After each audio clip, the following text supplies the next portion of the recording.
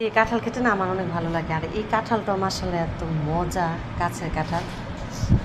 এগুলো আপুতে গাছের কাঁঠাল অনেক ইয়ামি। গাছের মানে মুড়ি দিয়ে অনেক ভালো লাগে।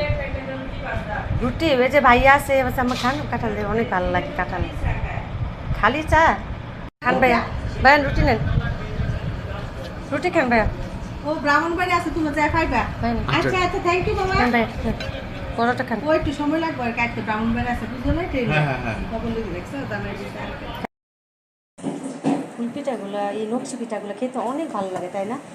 তুমি লাইক জি, নকশি পিঠাগুলো সবাই অনেক লাইক করে। আমার কাছে অনেক ভালো লাগে নকশি পিঠাগুলো। আর চা বানাচ্ছে গরুর গোস্ত খেতে খেতে ইয়ে হয়ে গেছে। এই মিষ্টি কুমড়া ভাজিটা, চিংড়ি মাছ আপুর অনেক টেস্ট, আমার কাছে ভালো লাগে। আর এই কাঁকরোল ভাজিটা আমরা তো শুধু তেল দিয়ে গুল গুল করে কেটে ভেজে খাই, কিন্তু আপুর এই কাঁকরোল ভাজিটা অসাধারণ টেস্ট হয়। এটা রুই মাছ দিয়ে ছোটো করে টুকরা ভেজে ছোটো করে এটা রান্না করা হয়, অনেক ভালো লাগে কাঁকরোল ভাজি।